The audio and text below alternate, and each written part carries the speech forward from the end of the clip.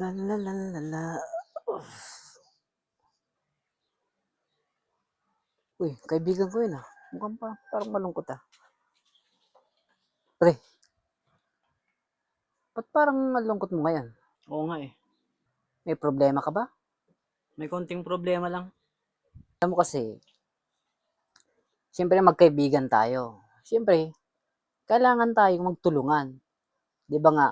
Sabi nga nila, kapag magkaibigan, dapat nagtutulungan sa hirap at ginhawa.